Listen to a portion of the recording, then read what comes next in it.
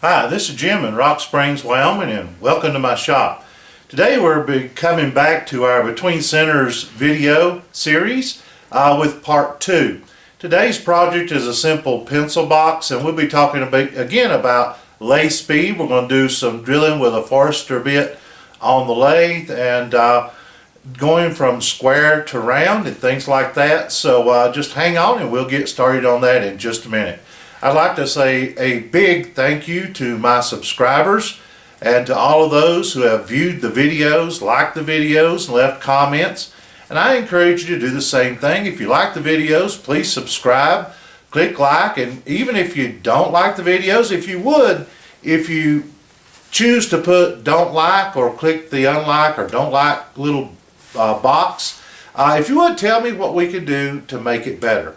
Had a video up on turning a weed pot, and somebody left me a message about the video audio getting out of sync, and we did repost that video in a better format.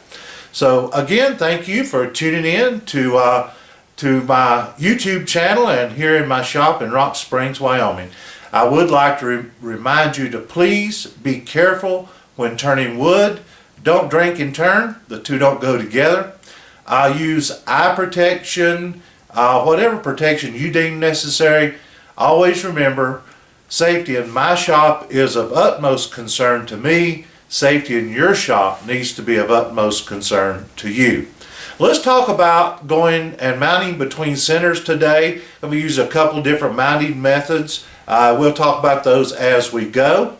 We're going to be using about a 2.5 by 2.5 by roughly 8-inch piece of oak square stock. Again, today's project is a pencil holder, a pencil box, a pencil tube, a pencil cup, whatever you'd like to call it. Got some kids headed off to college this year, going to be rooming in dorms and things, and kind of making them a few little things to take with them, like this pencil cup or pencil holder.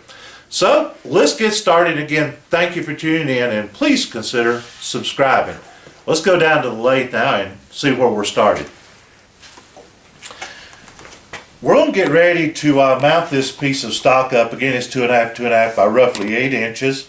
And I marked the centers using a center finder. And always, when you're turning between centers, it's a good idea to center punch these ends in the X's. Sometimes the grain of the wood is going to dictate that you can't do that. I like to use a little spur drive center. And most of these spur drive centers, whichever brand you get, if you're using your standard chuck jaws, the 50mm jaws, will go right into your chuck, and you don't have to take your chuck off to get it into your Morris taper number 2.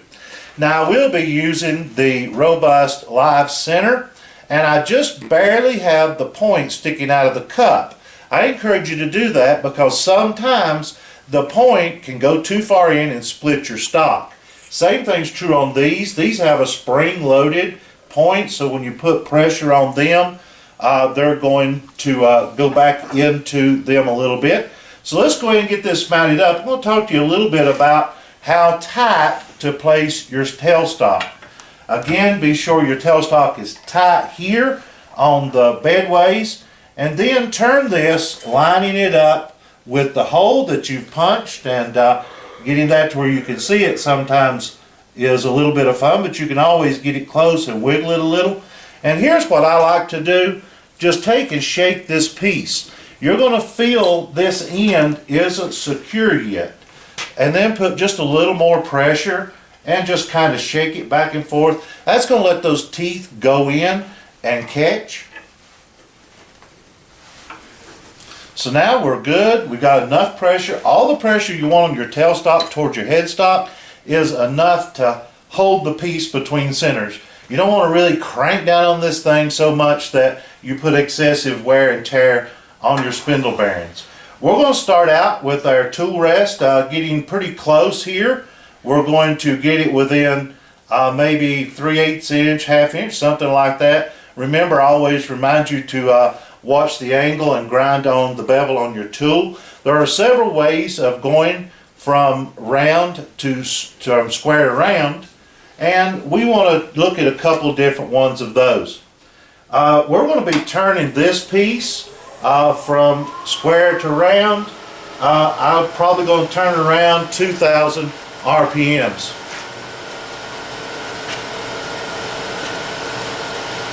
I'm going to start out with this Thompson lathe tools. This is his large 1 1/4 spindle roughing gouge.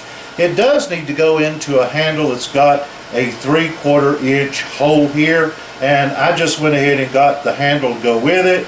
This thing really soaks up the vibrations. Again, we want to practice our anchor, our bevel, and then our cut.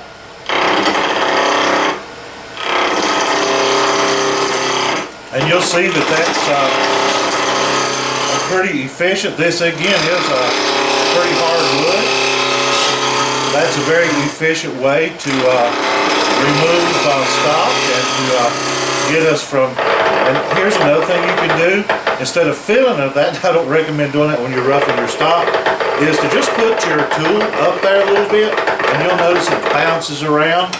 And again, we'll come back and do our anchor, bevel, and cut, and we'll just take it down again from square to round. Again, use your eye protection, face shields, all of those things to protect yourself. Now we're getting pretty close there, but now there's another way we can do that. We can take a 1-inch spindle gouge or a skew chisel. For this, you want to raise your tool rest just a little above center, and you can do a peeling cut. This is a Thompson 1-inch or 1 1/4, I think. Yeah, it's a 1-inch, and you can do a peeling cut. Get your anchor, bevel, slowly raise your handle, and then you can do a peeling cut.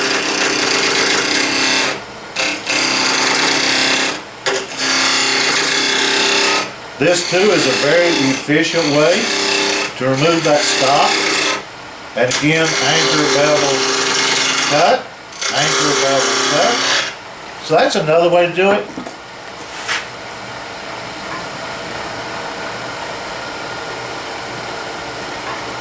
Another way is you can use a bowl gouge. This is a 5/8 inch bowl gouge. Again, anchor, bevel, cut.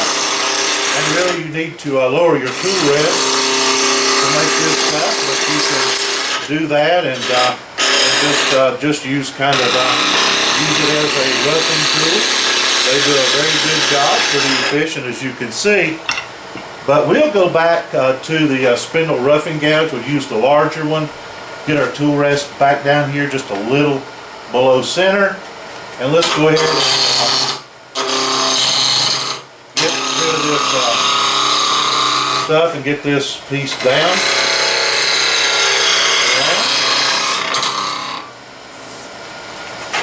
Switch hands, and like I've said before, is to really get into this and to practice turning with both hands.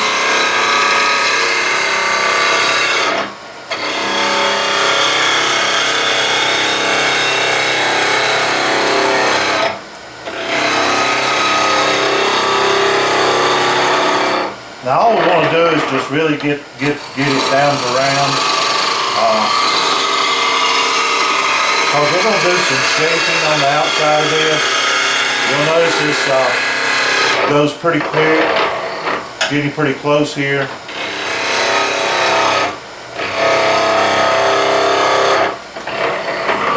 So now I think we're good there. Or at least we're good enough. Now on the end, I'm going to use a little tool I've made for this. We're going to put a tenon down here on this end of the piece. I want to get this tool again, anchor, bevel, cut.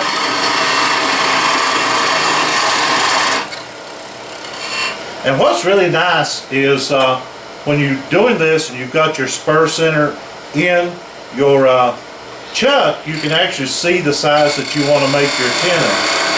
So we're going to put this, I'm going to roll this handle just a little bit.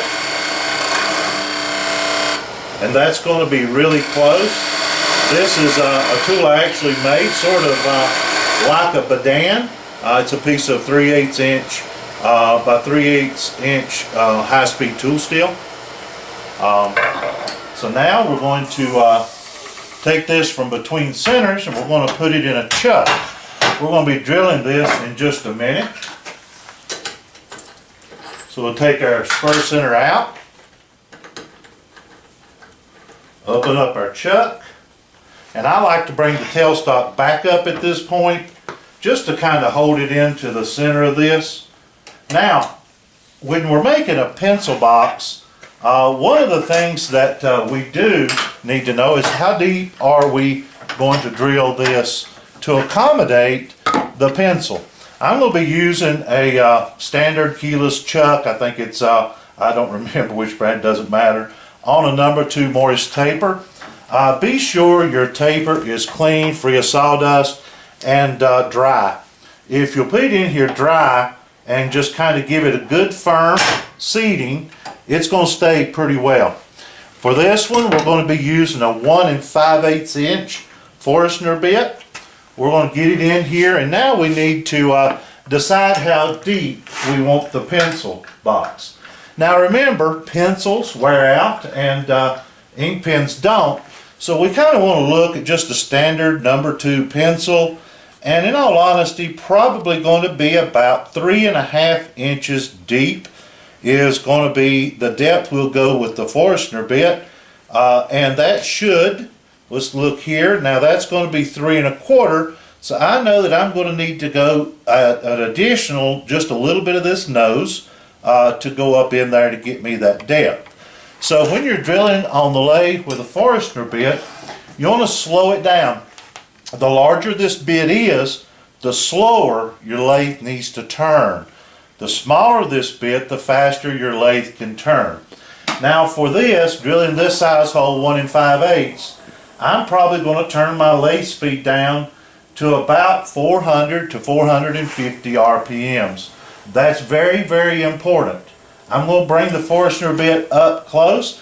You're going to notice that I've set the Forstner bit here and here at opposed angles so it'll clean out as it goes a little more efficiently. We're going to set our tailstock up and we're going to begin drilling. Now again, take your time. Don't get in a hurry.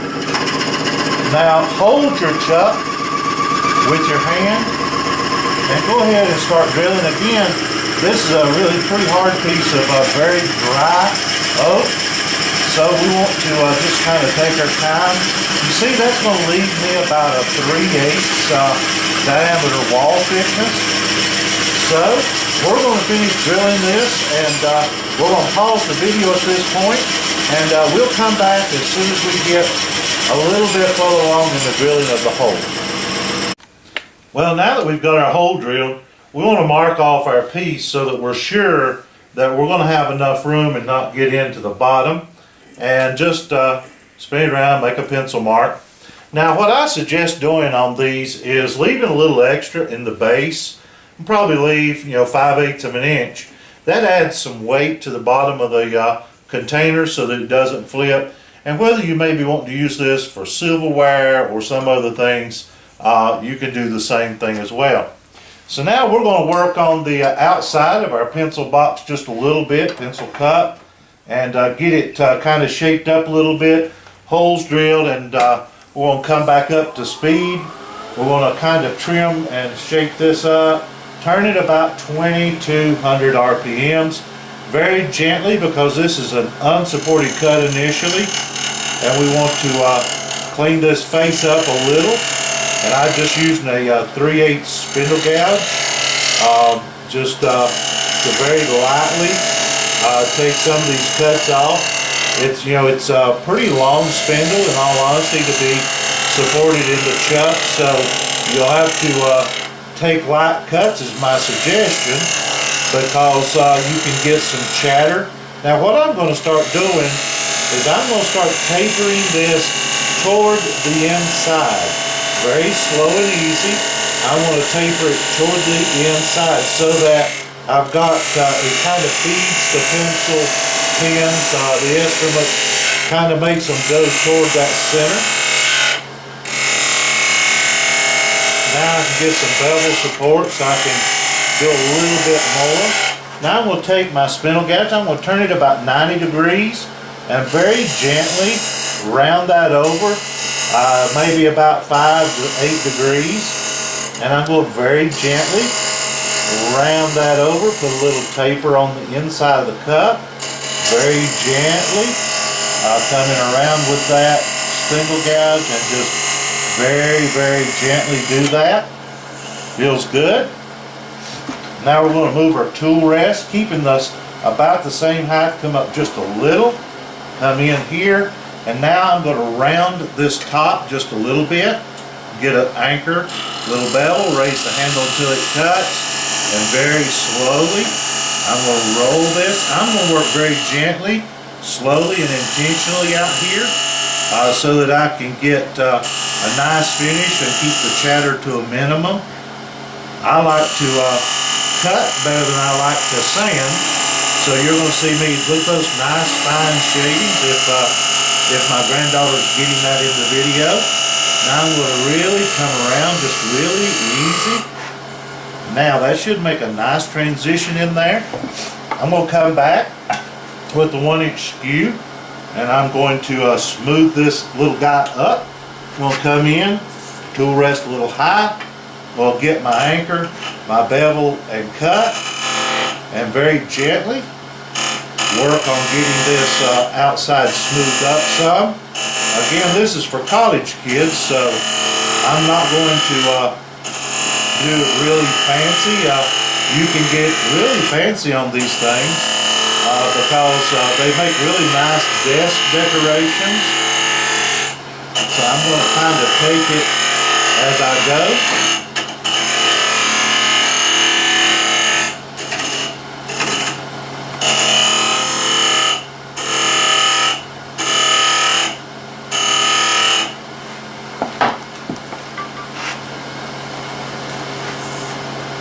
Over to a little different shape on this. That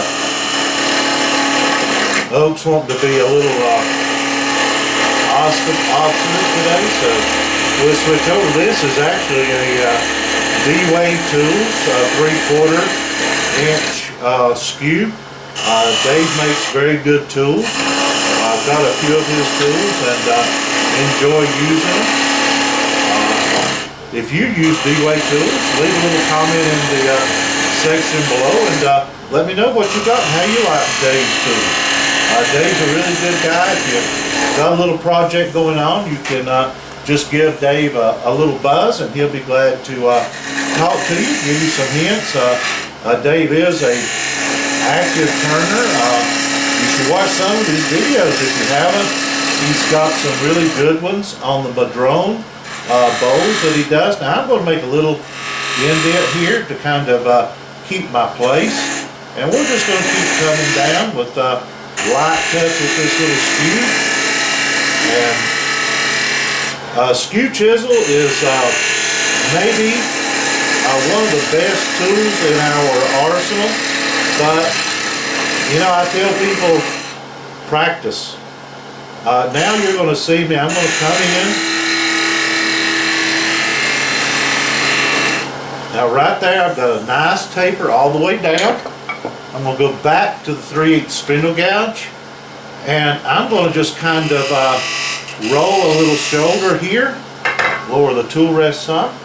I'm just going to kind of roll a little shoulder, a little cove, to just kind of give it some definition down here. I know that I'm about a 1/2 inch below. You're going to notice that I'm taking it real slow. I'm not doing much with the handle on this because I'm just gently rolling this to make a little cove, and I'm going to just roll it in.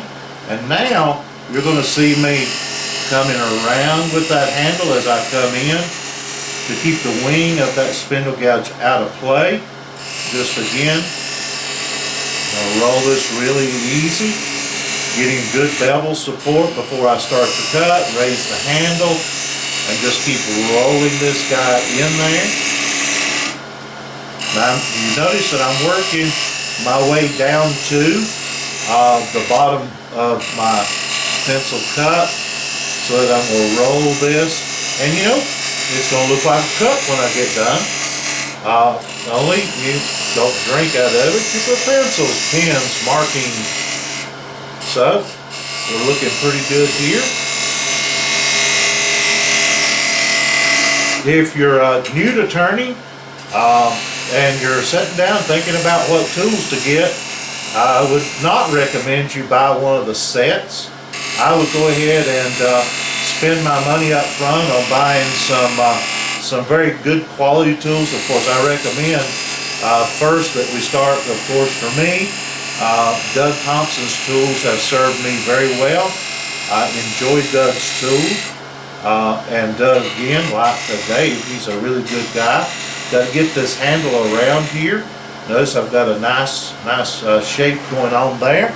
Now I'm going to take a 1/8 parting tool.